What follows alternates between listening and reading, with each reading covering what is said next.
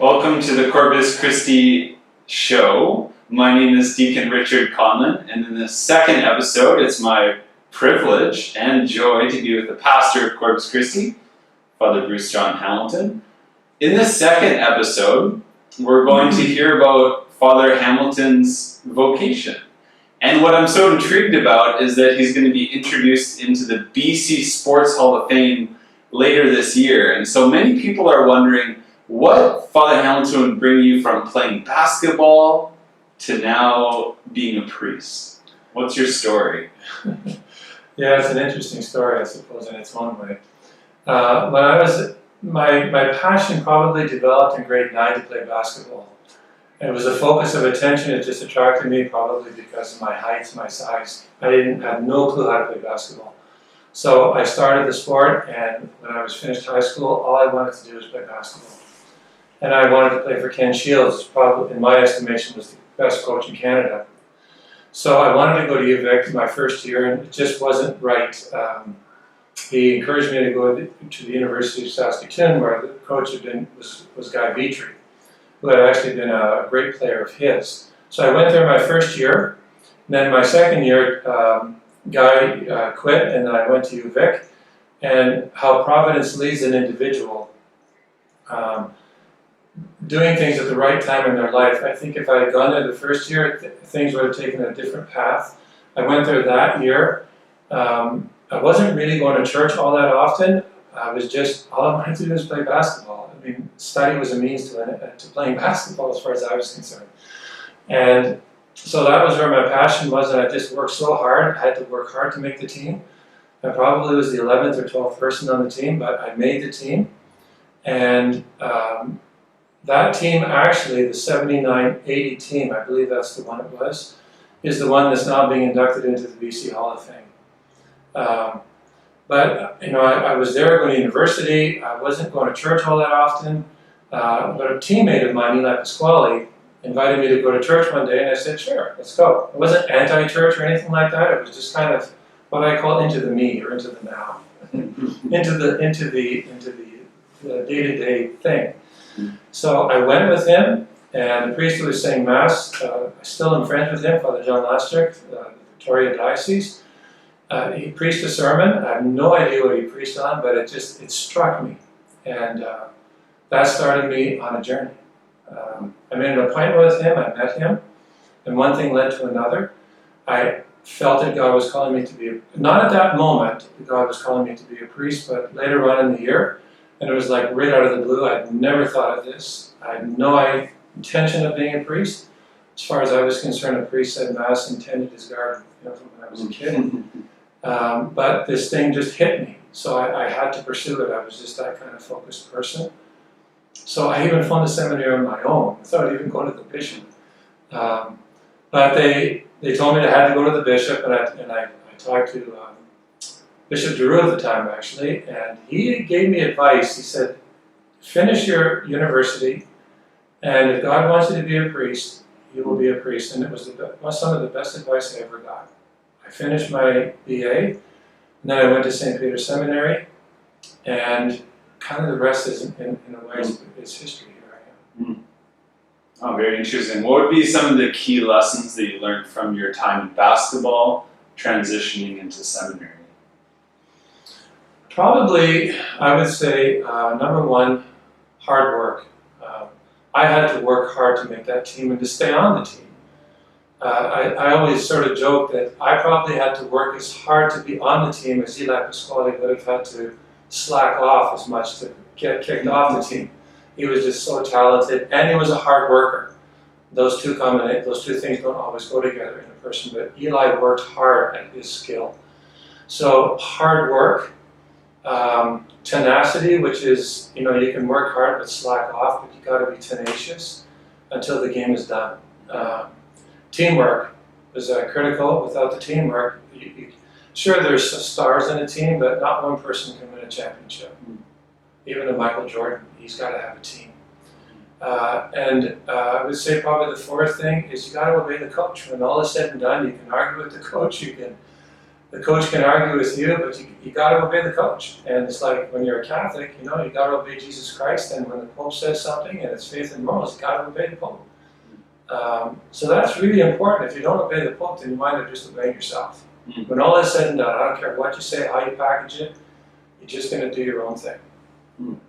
Father Hamilton, we know how important basketball was in your formation before seminary. How about your family life? What are some of the key things that your parents taught you growing up that prepared you for the priesthood? Probably the most important thing my parents taught me was never give up. My dad worked very hard throughout his working life, built his own business, worked long hours.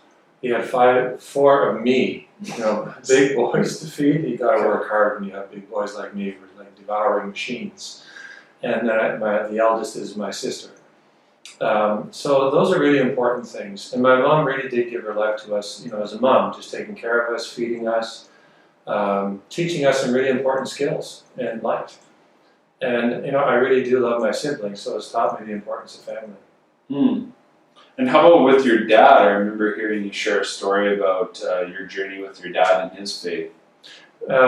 So the students often ask me, or it comes up in the Q&A in the classrooms about, if your dad is not baptized and all that kind of stuff, or your parents are not baptized. And I always say to the kids, my father, as far as we were aware of, he was not baptized. We weren't sure, actually. And so my dad was not somebody to go to church with us, and I was growing up.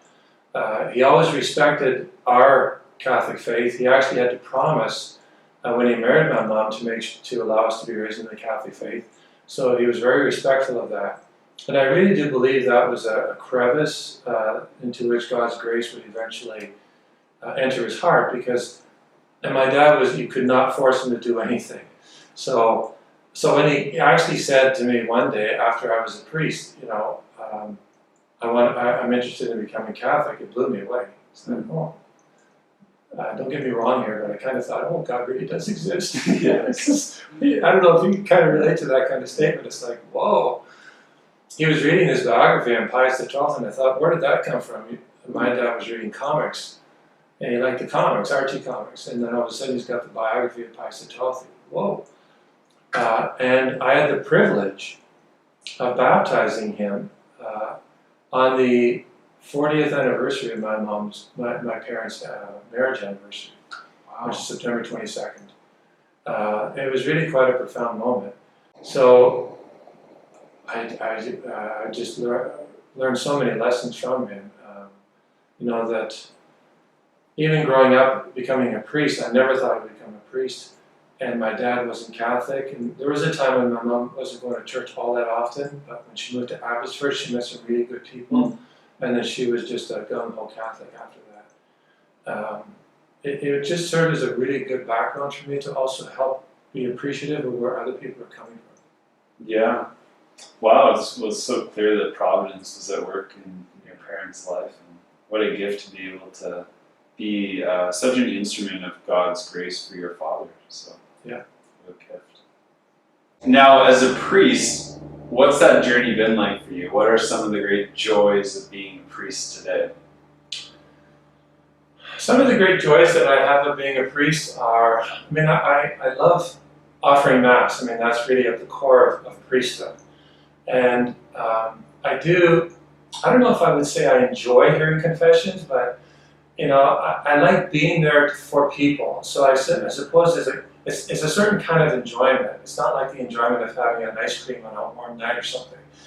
But it's an enjoyment of being there for people, as a priest has been there for me, and knowing that it's really important to them, and it helps them. So in that sense, I enjoy making myself available for confessions.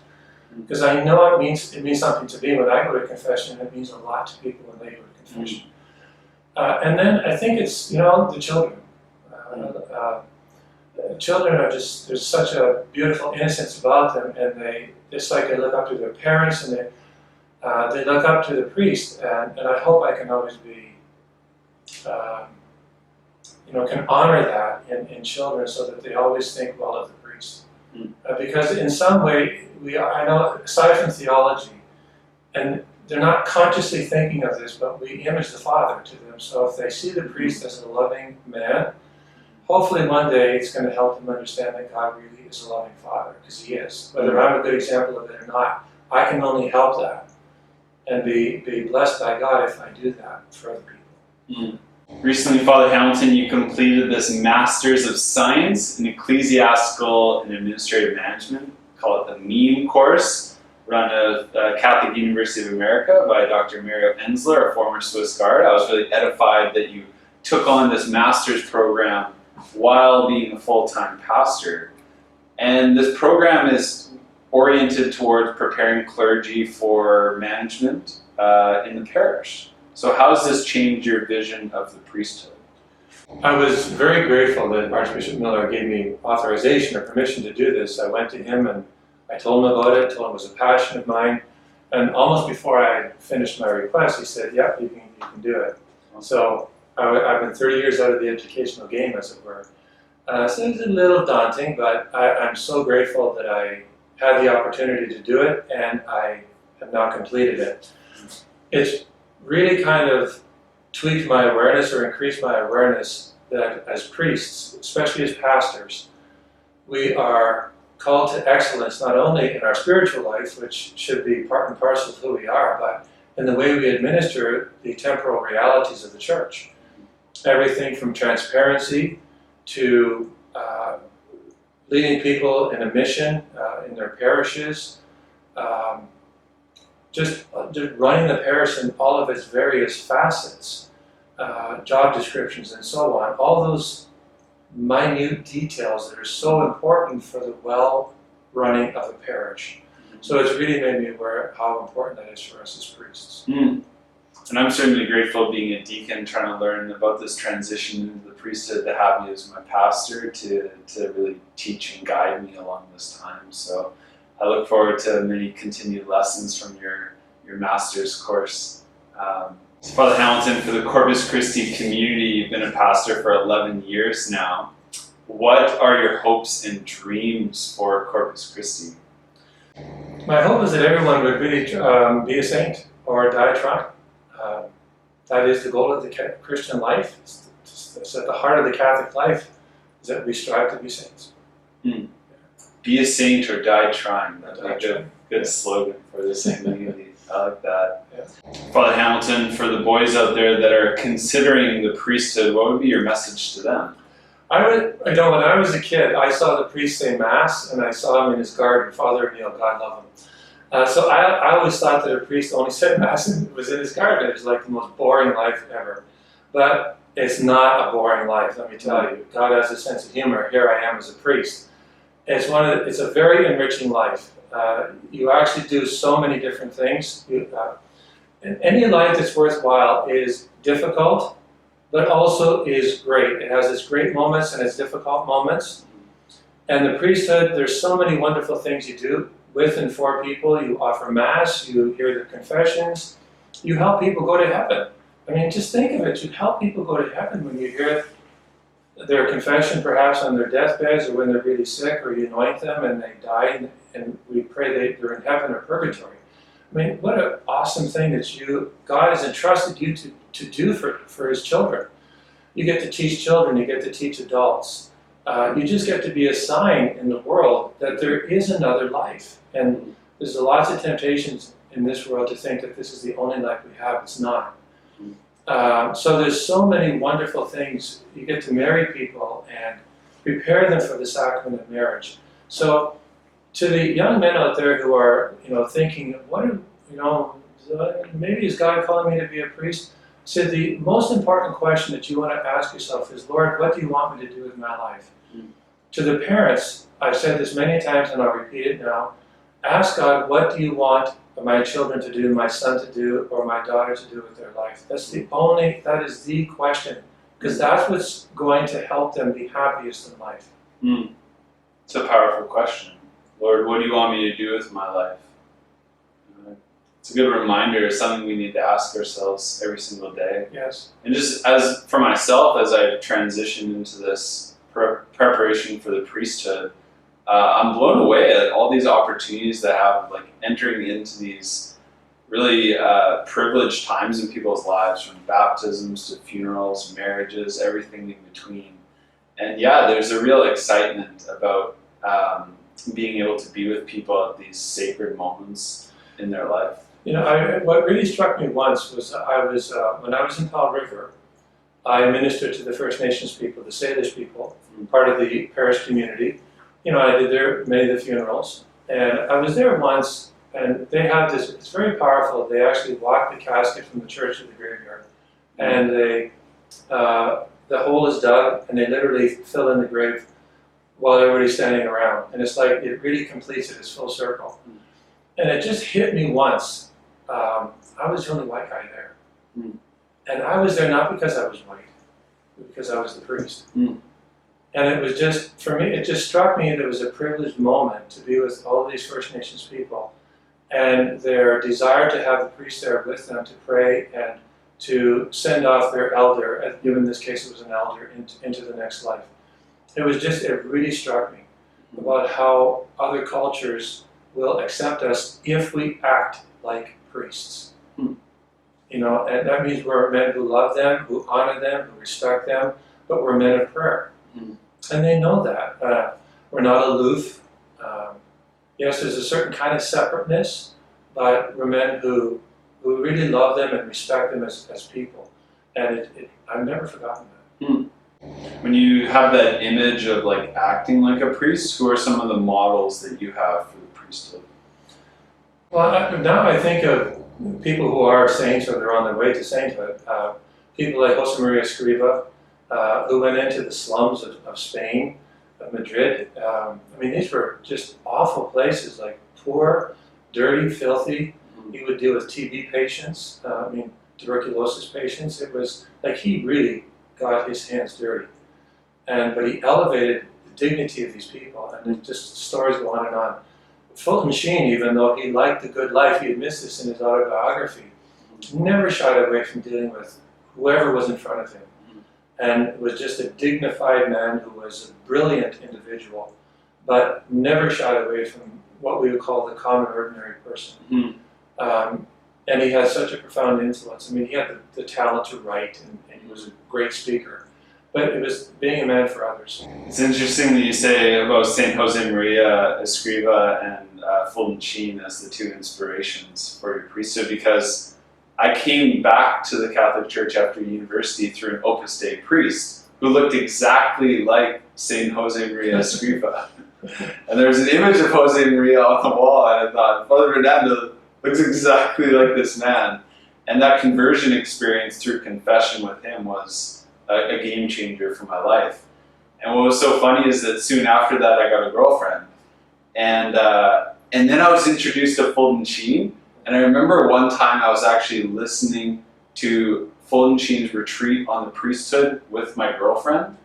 And it was a moment in which I experienced a far deeper desire to become a priest like Fulton Sheen than I did to marry this girl. And that was a real turning point in my life as well, where I sensed this deep desire. And Fulton Sheen was such a role model for me at that time. So it's always great to hear that those two are really inspiration for you as well. Yeah, Opus Dei has his plan of life, but Fulton Sheen, when I was in the seminary, I just devoured his tapes.